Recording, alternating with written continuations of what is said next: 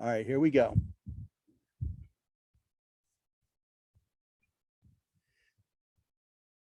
Good evening, everybody, and welcome to History Author Talks. It's great to see you all back again. And I know that since there's nothing going on in the news, this would be a wonderful diversion for you this evening. We're very, very lucky tonight. We have one of the, if not the preeminent historian in the colonial and Revolutionary War era with us this evening. But before we get started, I wanted to remind everybody that to purchase our authors' books, you can just go to historyauthortalks.com, and I have a link that goes to bookshop.org, where you can purchase all of our authors' books or wherever books are sold. If you buy them at your local bookstore, that's great. If you buy them online, that's great. Obviously, we want to be able to support our authors.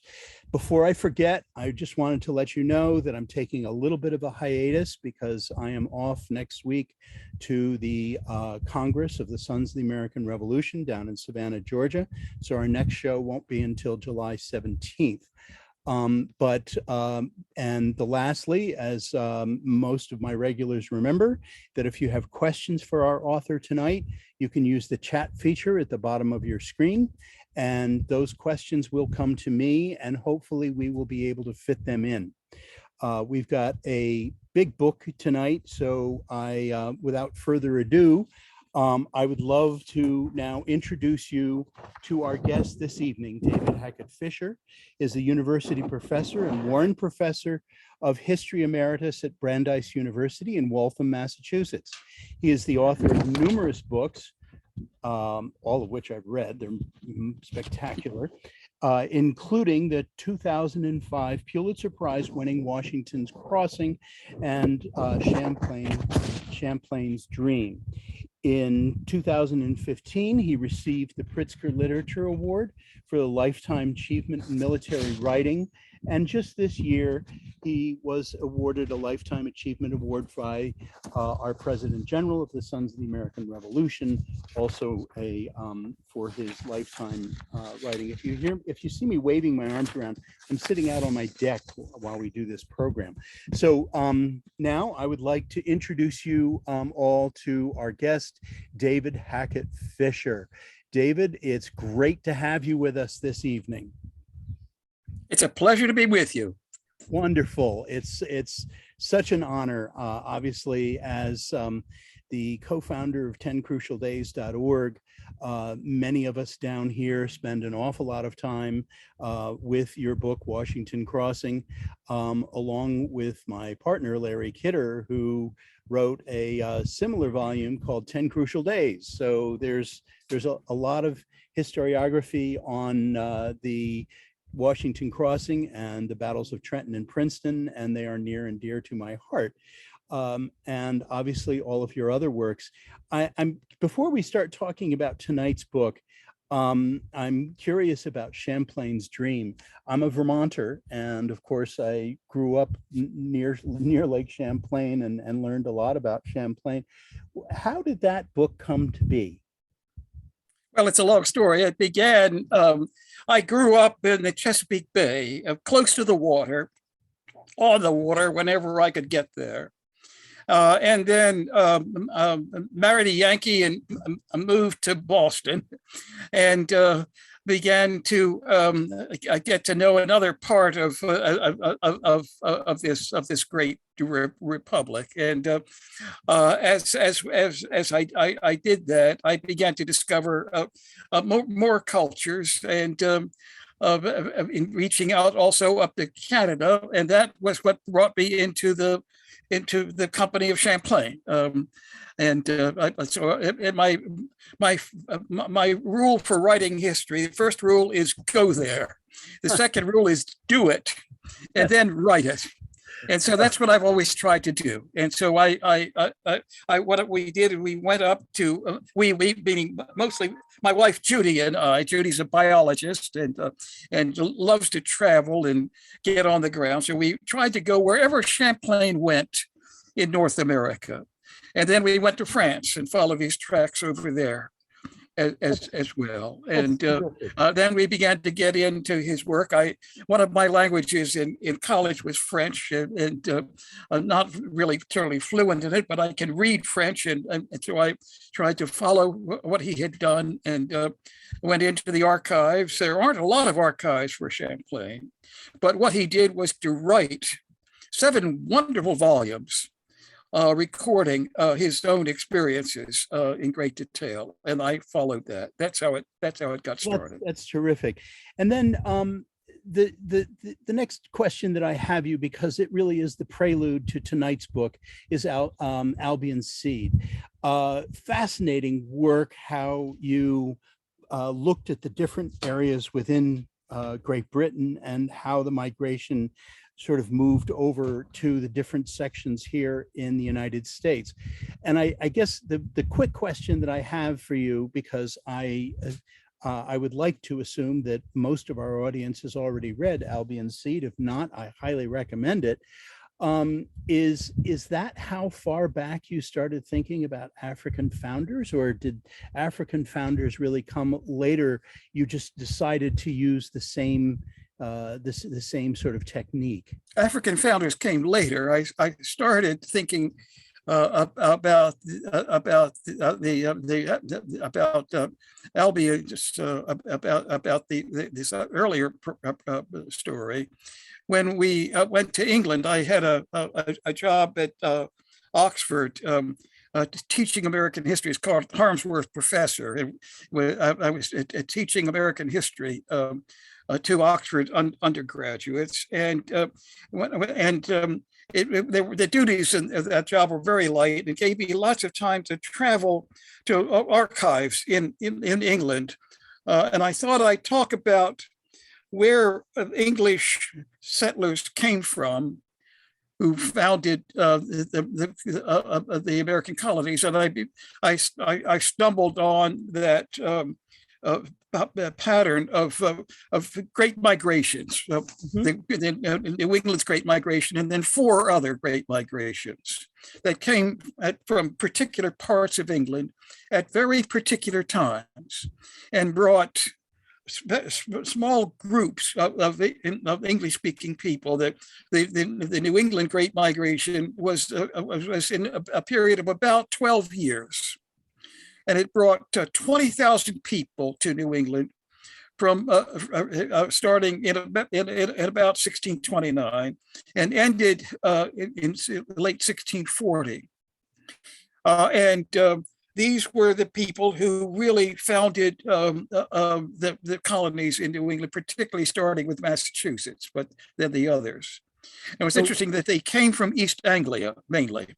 And so we spent a lot of time, Judy and I traveling in East Anglia. That is, there's 4 English counties. I began to teach then at Cambridge University in England, and these were from Essex and Suffolk and Norfolk, and some in Kent County, these eastern counties.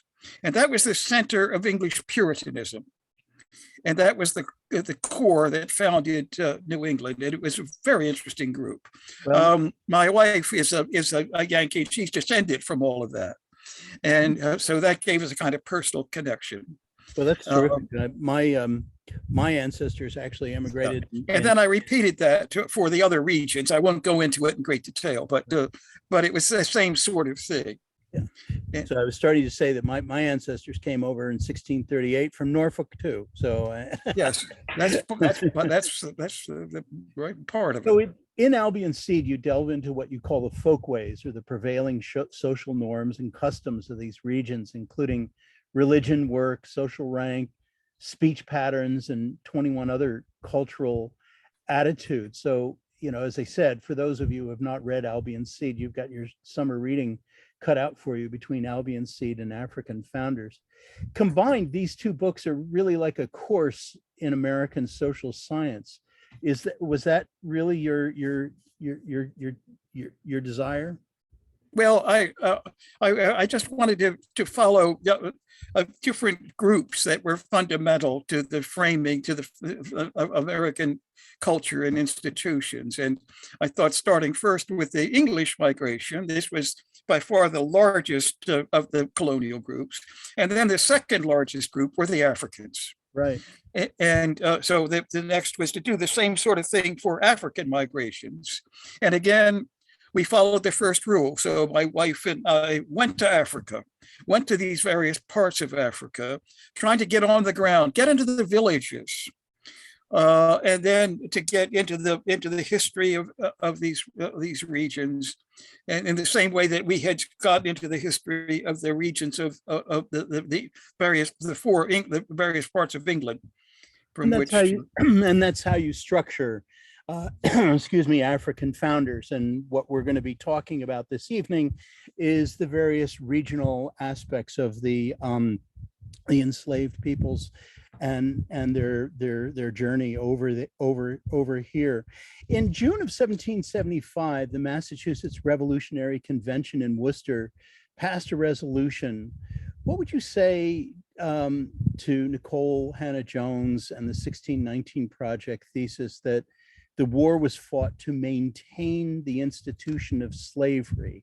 And reading that June 1775 Massachusetts Revolutionary Convention resolution, it did not seem that way to me.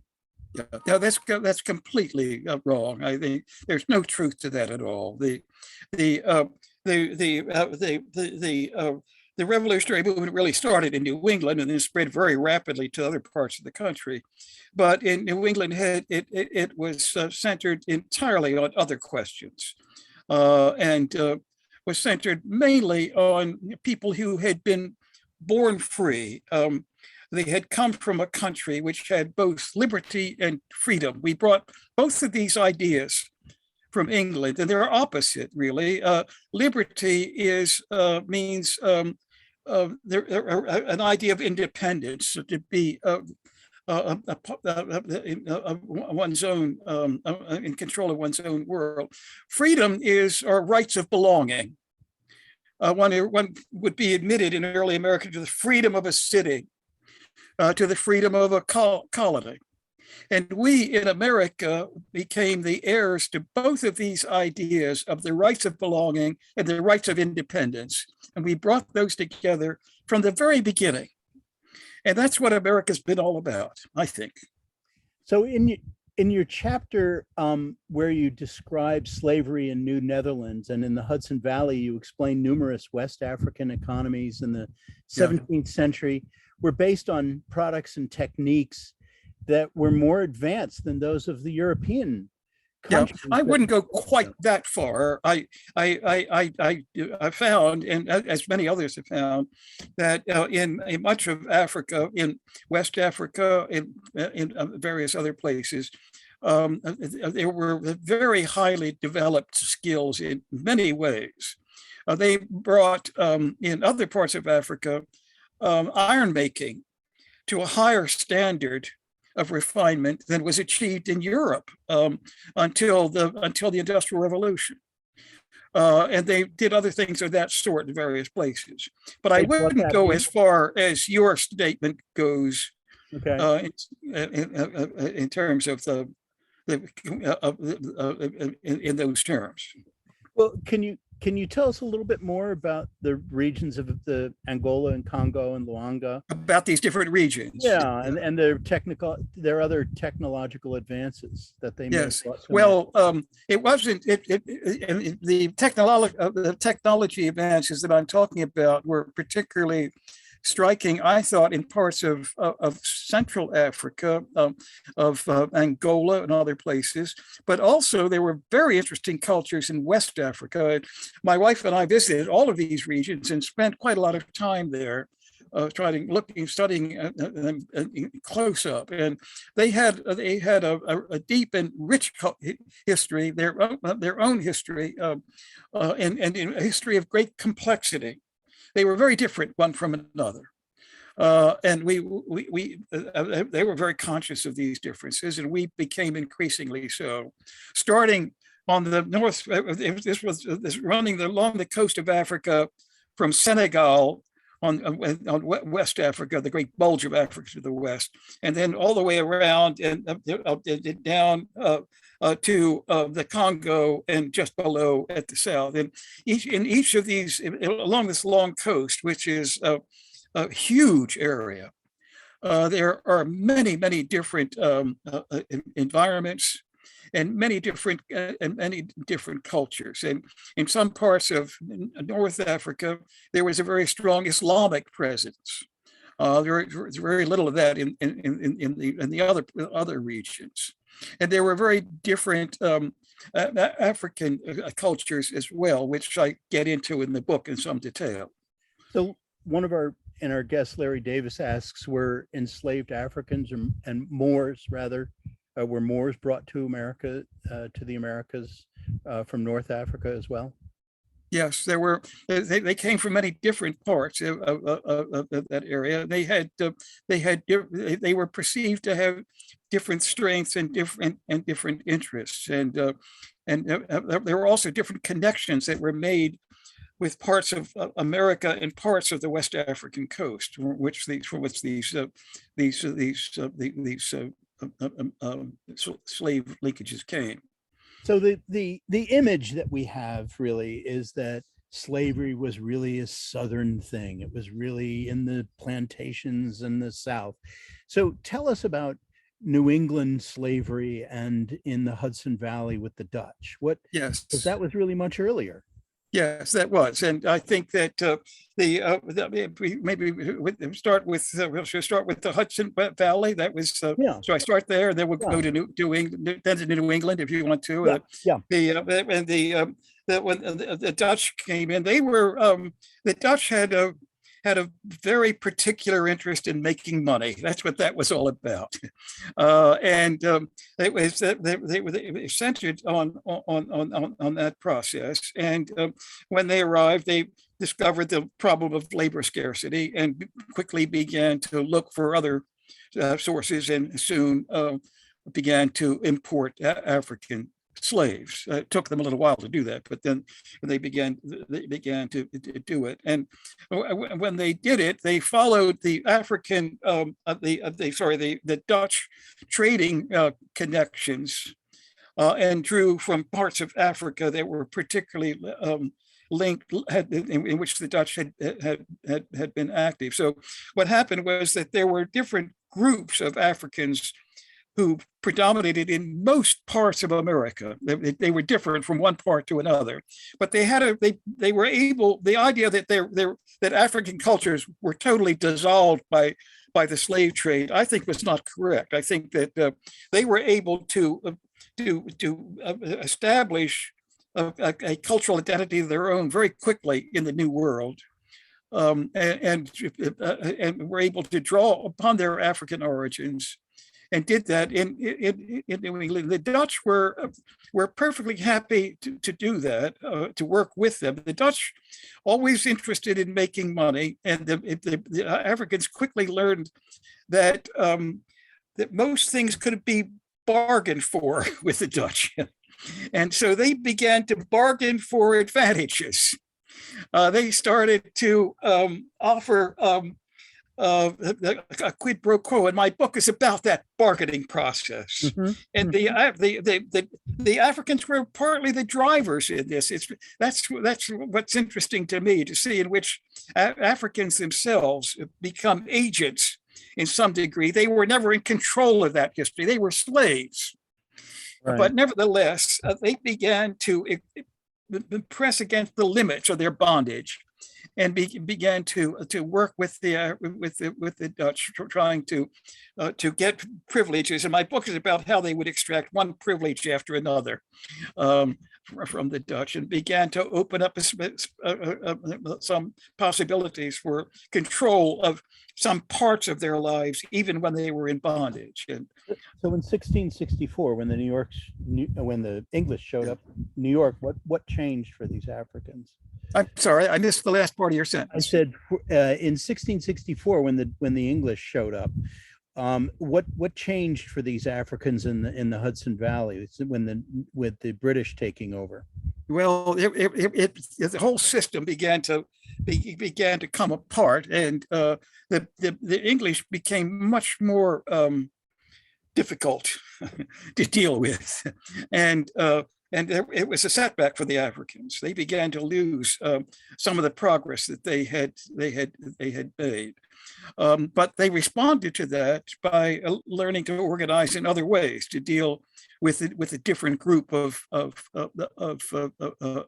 masters, and it's interesting to see that process at work. They were very creative in dealing with that, and again, keeping on the pressure to prying open possibilities, which they kept doing all through the process of slavery, often at a time of great brutality, of incredible cruelty to them, but they kept pushing and opening at that same time. And my book tries to follow both of those lines, never minimizing the brutality of slavery, but always bringing out the striving of these people against their bondage.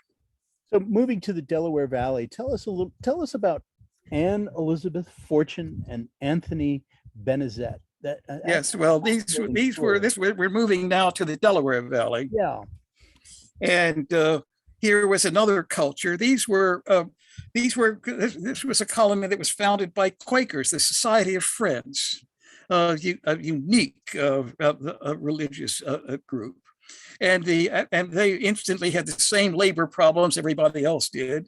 And though the Quakers were not thrilled by slavery, they began to become slaveholders themselves. And here again, we see the Africans striving against this other group of bastards, looking for opportunities wherever they could find them to pry open possibilities for more liberty and more freedom wherever they could get them. That's what that story is all about. Is there any particular part of that you wanted to pursue? I just I found it a fascinating part of the story, and I with Anne Elizabeth Fortune and how Anthony. Yes, it's amazing to see these individual figures that begin to emerge in the 18th century, and we get more and more of them, and they become more rounded in the evidence and the documents that we're reading about them, as she did in those sources that I quote in the beginning of that chapter. And you can see how she was able to become free and began to organize a process by which she started to try to open the possibilities for others around her in the same way. And we see that happening in so many different ways. So you explained the moral dilemma Quaker settlers in Pennsylvania. Yeah.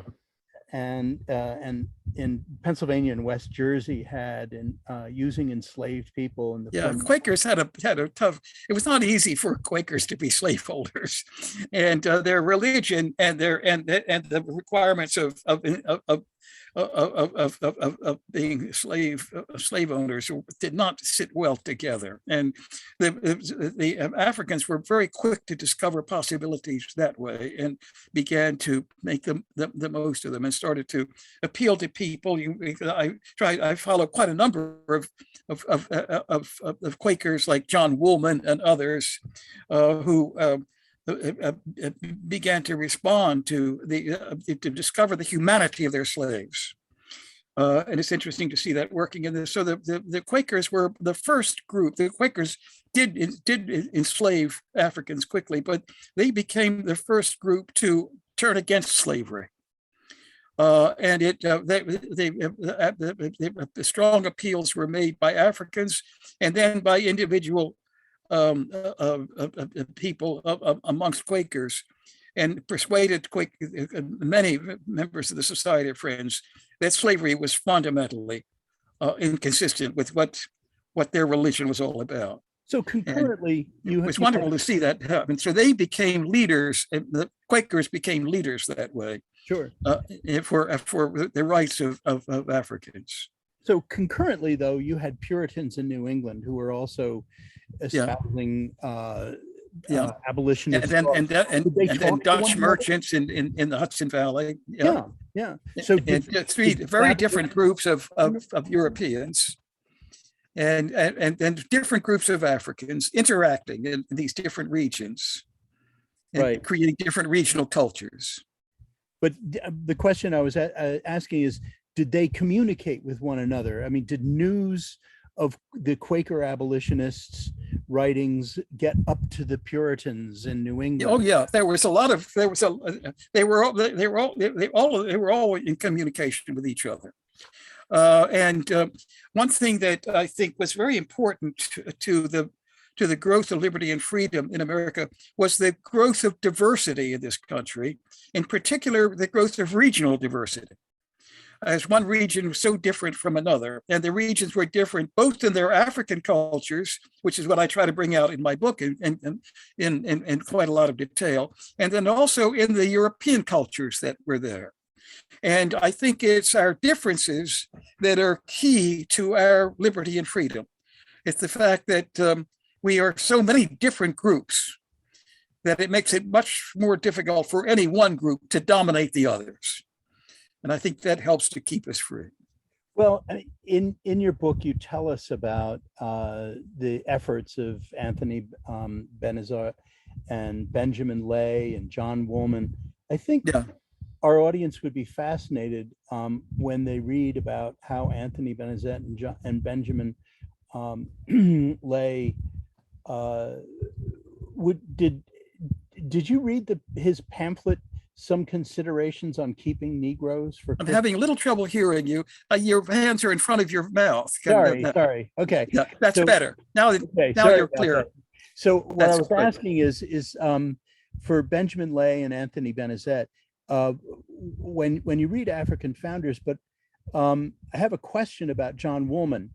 Did you read his pamphlet, Some Considerations on Keeping of Negroes and Christians in every denomination? How popular was this pamphlet in 1754, and what were some of its considerations?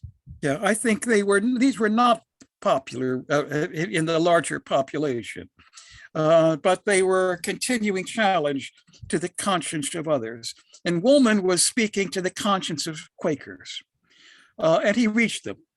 And the Quakers were one of the first groups who began to awaken to the humanity of their slaves. So in the last chapter, half of your chapter, the Delaware Valley, is almost a book within a book. I mean, we learn about the actual abolition of slavery in Pennsylvania, the rise of Black churches, the subsequent tension and the riots as a result of Pennsylvania's actions. I really took this to be the end of the beginning of the end of slavery in America. The section in your book really puts forth that James Forten as an American hero. What has become of his descendants? I think that's true. I think that it was the Quakers in Pennsylvania, in particular, were central to the formation of a really very strong anti-slavery movement in America, and it was. They were also more centrally located. I think that was a factor as well, but there was an intensity to the Quaker commitment to all of this that gave it a particular power, and so they moved much more quickly than did the children of the Puritans in New England, or than did the Dutch merchants in New York. They lagged a little bit behind, but they were quick to follow in the 19th century. So one solution that was discussed at the period of our founding was the colonization society. So can explain the American Colonization Society, which was formed in December of 1816. Yes, in 1816. Yeah. There was a thought that there were two ideas behind the Colonization Society. One was to Christianize Africa, to send missionaries to Africa and convert Africans to their faith. The other was to move Africans out of America. Two opposite ideas in some ways, and both of them can be seen in the colonization movement. There were very different colonization movements. They were local movements. The largest group was the Maryland Colonization Society, which had its own history, separate from the others. And then the American Colonization Society, more in the North. And these various different groups began to work differently, and then looking for places in Africa where they could found colonies. So this is in the 19th century. We're moving 3 centuries into American history from where we began, but they were doing that mostly in these northern states.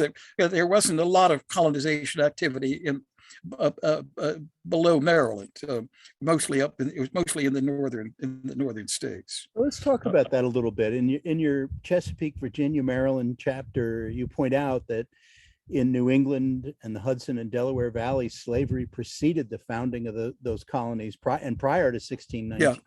So what was the labor force in Jamestown from 1607 to 1619? Was it indentured servants? Was it? I'm not sure I understand. It was not Africans in 1619. It was or let's say 1607. There were no Africans. It was entirely English or British people, and then Africans came in later. Some people say 1619. There's an argument about when the first arrived, but it started entirely with English indentured servants, and what was also unusual about Virginia, by comparison with New England, was that there was a much larger proportion of servants and people who were not fully free. These are all people who were of European origin at the start, and whereas in New England, the great majority of the population was free and fully participated, was used to self-government, the town meeting government, and that sort of thing. The southern colonies were much more top-down. They were small groups of gentry controlled the whole operation. Socially, so it was very different that way. Yeah. So you explain how the Virginia and Maryland slaves came from the Congo and Kasango and Lango.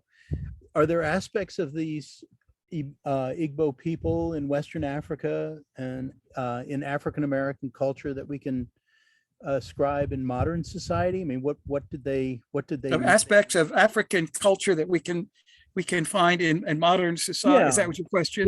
Yes, that's my question. Yes. And I'm not sure that there are so many. There are some elements that we can see. I mean, there clearly are some food patterns and that sort of thing that people have studied. But I don't know that there's a lot of African culture that has entered into the sort of mainstream American culture. But African Americans have become fundamental to America as their presence. African Americans were much larger in proportion to the whole population in early America. Today they are maybe 11% of the population, 10, something like that. In early America, they were 20%, nearly double. I'm talking about the 18th century. Mm-hmm. And the presence of African Americans was very important. And they began to shape various practices in America. We'll take one example of religion. They began to change the process of worship in America. They made religious worship much more oral, much less a matter of following the biblical text, much more the process of oral participation became much more important. The interaction of the congregation became critical in all of that. And all of that developed in African Christianity and very rapidly began to spread in these great revivals and in awakenings in America. And it spread through the entire scope of Protestant Christianity in America. And So- Africans had a hand in that. So you could actually point to the Baptist evangelicals of today. And For sure, yeah. that really has its roots in the Black church. I think that's very much so. And I would think that much of American Christianity has been shaped by this whole process in which Africans had a major role from the start, for sure. Well, we can talk.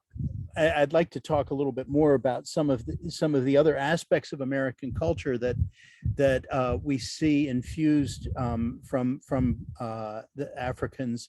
I do have a specific question as we are sort of now in the period of looking toward our 250th, the celebration of the signing of the Declaration of Independence.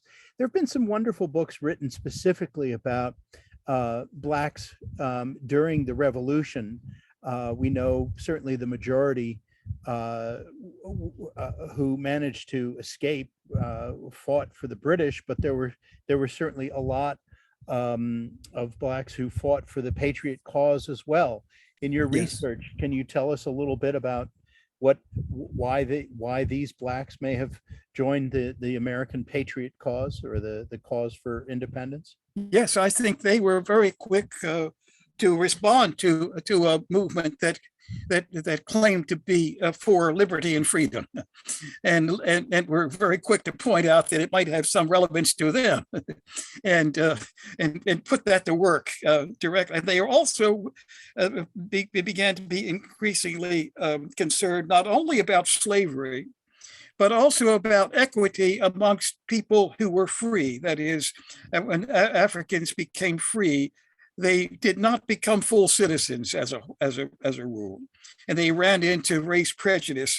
We began to see race prejudice rise. I don't think there was race prejudice from the very beginning in American history. I think it took a while for it to grow, but it was very strong by the mid 18th century, and Africans were striving against that. And constantly working against that, and we can see them appealing to the conscience of European Americans, and as they did that, they awakened a larger consciousness in this country, and they converted some people, they alienated many others, and racism became an ism in the 18th century, late 18th century. And racism has been a continuing problem in this country. It still is, but at the same time, they were challenging that as they went. So we have a good question here from one of our audience members. Keith Machowski asks, are there records of the Europeans' awareness of the differences in African peoples, and if there were, how did it factor into decision making about how they treated Africans? How did differences? Am I have your question right? How did differences among Africans? Yeah, I mean, were the Europeans aware of the differences between these African cultures that you just outlined in the book? I think the answer is that in the North they were not very aware.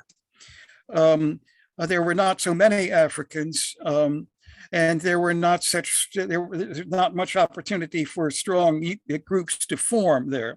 But in the South, it was different, and it was most different in the Deep South. It was in places like South Carolina and Georgia that we begin to see the Gullah culture, which is thought to be a corruption of Angola, forming in South Carolina and Georgia. And there were other cultures like that in different parts of the South that began to develop. There were areas in the Sea Islands of South Carolina where the population was predominantly African. The Africans were a majority of the population.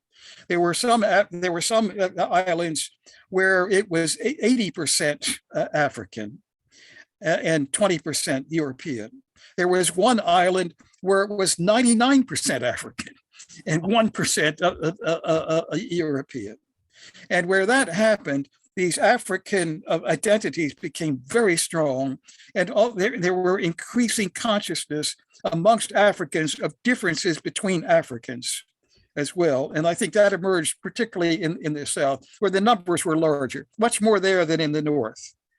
Remind me the number of Africans that actually went from Africa to the West Indies, and what was the demographics of the number of enslaved people that came from the West Indies to the South? I mean, well, the historians have changed their mind on all of that.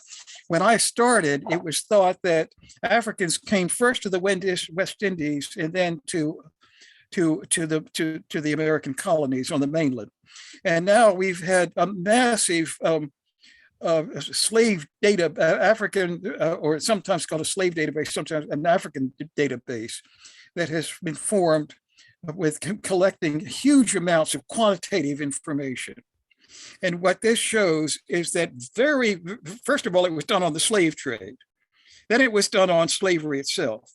And on the slave trade, it quickly became apparent that very, very few Africans came to America by way of the West Indies. This turns out to be an error that was made early on. And it's now known that nearly all of the Africans who came to North America came directly from Africa and not by way of the West Indian Islands. And that's very different from the way it was taught when I just started out 60 years ago. Sure. Well, just as almost a sidebar, but I want to be sure that we mention her. One of the most notable enslaved women from Maryland was Araminta Ross. Tell us about Ms. Ross, and can you give us examples of how her Asante culture in modern society? I don't. Who are we talking about? Well, Araminta Ross. Araminta Ross is oh, now I'm having I've been overly clever with myself. She was the one who became very famous for bringing many of her many slaves out of Maryland. It'll come to me. We're talking about Harriet Ross. Yeah, Harriet Tubman. Thank you. Right. And then Harriet Tubman, is that Harriet Tubman? Yes, that's right. who we're talking about. Okay. Araminta Ross, Yeah, right? I think it's more. We know her we know her by the name of Tubman mainly. Yes, right. That's how she's known to historians. Yeah, right. Of course. And she was a very interesting person. I've written a lot about Harriet Tubman, and she had a long career,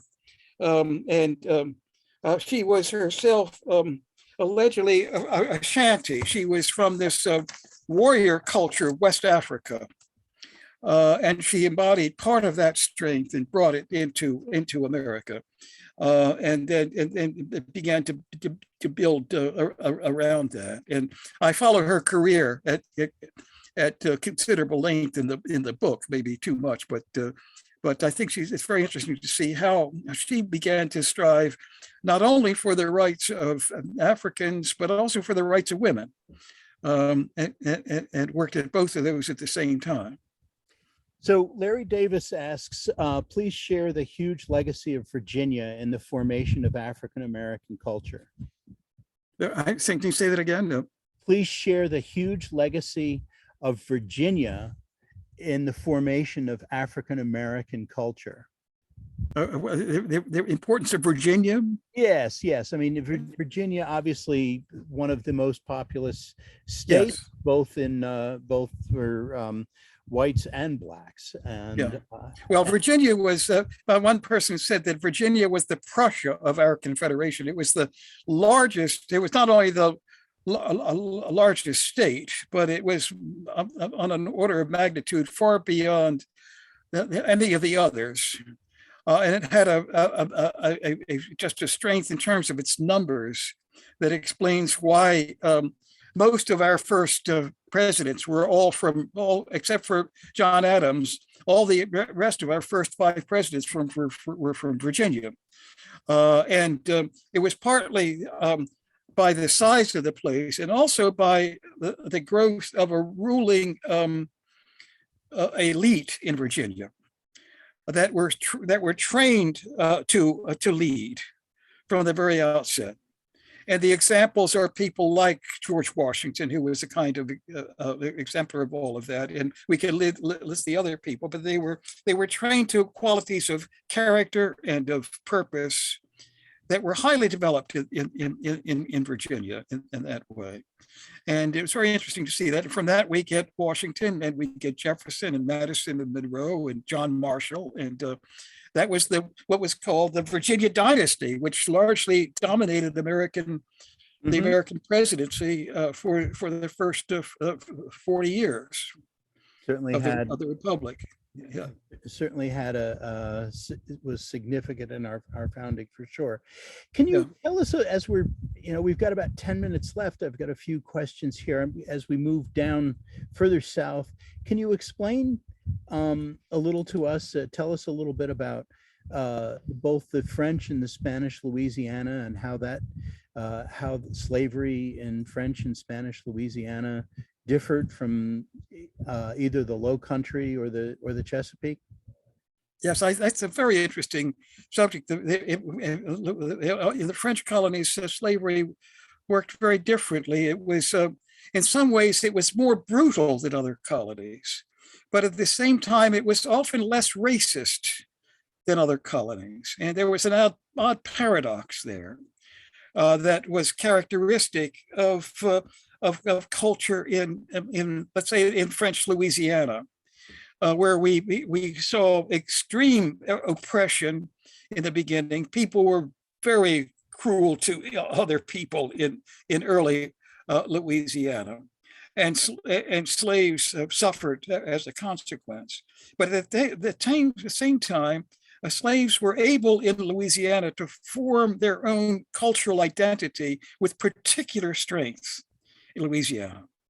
And they developed their own religion, their own music in that area, and a kind of richness of culture. And the French were tolerant of that, even as they were very oppressive as masters. There was a double thing there. It wasn't. It was extreme oppression, and also of cultural tolerance. The French were open to African diet. They were interested in things like that. The Puritans could care less. So we began to see that there was an exchange of culture in that way, and French Louisiana begins to take on a different character in New Orleans from Boston. Compare Boston to New Orleans today. Sure. What a dramatic difference there is in the tone of those two towns, and all of that goes back partly to the way in which Africans were involved at the outset. And Africans were very much a part of the culture of Louisiana. And they danced together. People didn't much dance together in Boston. And we get to these two different cultures developed. There was a much more sensual quality to the culture of the South. There was also an exchange of language. And the language of both French and African speech becomes very rich in Louisiana. The music becomes incredibly creative in Louisiana. It becomes one of the great centers of musical invention in world history. And all of that derives from the interplay of African and French culture in New Orleans. And I think that's quite wonderful to see.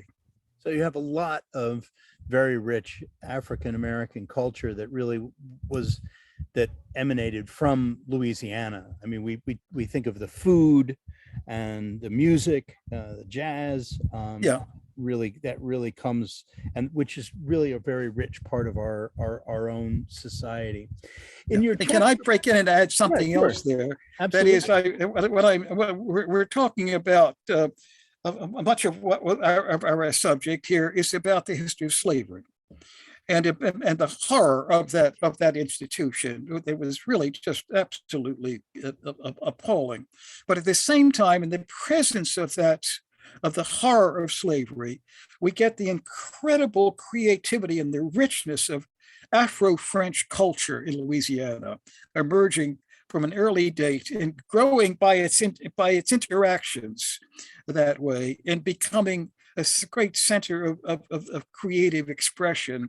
That's, I think, been one of the great strengths of American culture and American history. And we can see both of these things operating in the presence of each other, the horror of slavery and this incredible cultural life that went on. So several of the reviews for African founders have questioned your use of the term gifts. The use of the term what? Gifts. That Africans have brought to America, suggesting African gifts. So yeah.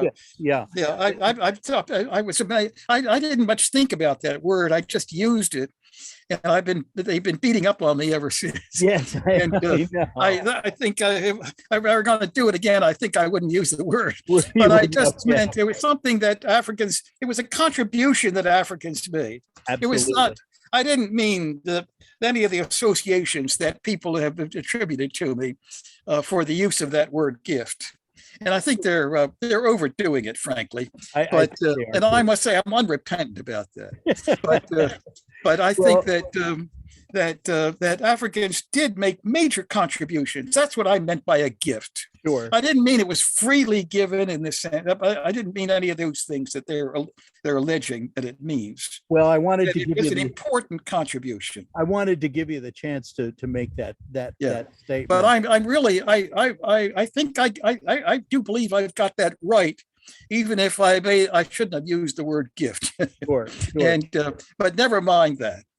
Well, with your permission, I want to read one paragraph that you wrote in your conclusion, because I think it's very important, and it really helps sums things up here in terms of what everyone will want to read in your book. You write, racism in its infinite variations will always exist in America and elsewhere, but to condemn the United States as a racist society is fundamentally false.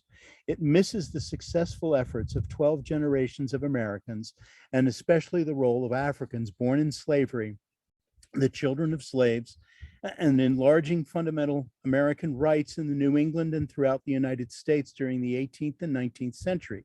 To overstate the negatives in American history is to miss the positive achievements and its central dynamics.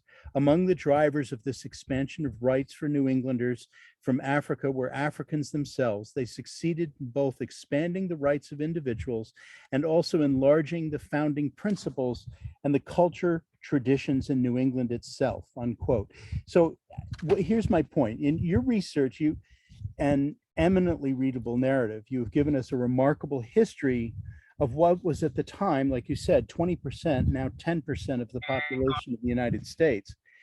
It's very clear, it's a very clear and stark history of slavery, but you offer conclusions on how Africans have enriched our nation. Would it be fair to say that our African founders lived with racism, yet their greatest gift was that through enslavement knew more about freedom than the Europeans who settled our nation? Yes, I think they did all of that and more. They hugely expanded both liberty and freedom in America. They expanded the idea of what America is all about. They expanded it in terms of our idea of humanity, which had been much more tribal amongst the Puritans who came to New England. Others, the Quakers had a larger idea of humanity, but the Africans had the largest idea, and they kept it growing. And I think that's fundamental to who we are as a nation. But the most important thing about America, I think, is our dynamism.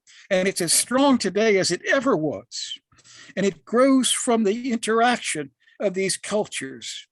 from the interaction of different groups of African cultures and of different European cultures and the way in which they stimulate each other.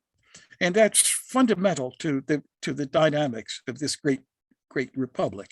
And it also enlarges all of our major ideas to what this culture is about. It expands the idea of democracy. It expands liberty and freedom. It transforms capitalism. It changes the way American law works. It makes more expansive the constitutional traditions of this great republic. And it has really made a huge difference in what America is all about, and most of all in its dynamics. And the best part of it is the dynamics are more dynamic than ever before. And this country is not dying. It's not growing weak. It's growing stronger. And it's growing more profoundly strong in its ideals because they are growing more diverse. And a large part of that diversity came to us from Africa. Well, David, this is just terrific, and I applaud you. A number have asked, a number of our guests, our audience have asked, what are the lasting contributions by African Americans to the making of the United States? And what I want to say to everybody is that having read David Hackett Fischer's African Founders, how enslaved people expanded American freedom. I can only tell you that you must read this book. I mean, this is a book every American should read. It's something that we need to understand about ourselves and about everyone in our society. Given our current climate and the notions of critical race theory being forced on elementary school children, and how the subjects of slavery and racism are being taught, and more to the point, not being taught in our schools. David, I just wanted to ask you this one last question. What advice would you give to public historians, museums, hereditary organizations about promoting history education and civics? I didn't quite miss the last sentence. What advice would I give to historians who are... give to public historians and museum staff and education, hereditary organizations? What advice would you give us, those of us who are trying to teach history, education, and civics? What advice would you give us in this period of time? Well, I think the main thing is to teach it in as broad a spirit as we can, and as an open way as we can, to bring out the diversity of this country and its dynamics, those two things together, and to see that they are as strong now as they ever were. David, I want to thank you sincerely. This has been a real honor and a real pleasure. Once again, I say to everybody, I'm sorry if I didn't get to all of your questions. David has written a marvelous book here, and there's an awful lot that we can all learn from all of the hard work he and his wife have done to put this book together these many years. As always, I thank you all for joining us, and please continue to check History Author Talks for our future programs. And David, I wish you and Judy well, and I hope you have a wonderful time up in Maine this summer. And it's great to see you. Thank you so much for joining us. Thank you for having me. It's a great pleasure to be with you. Good night, everybody. Thank you. Great job. Good. Are we off the air now? Yes. Yeah. Good.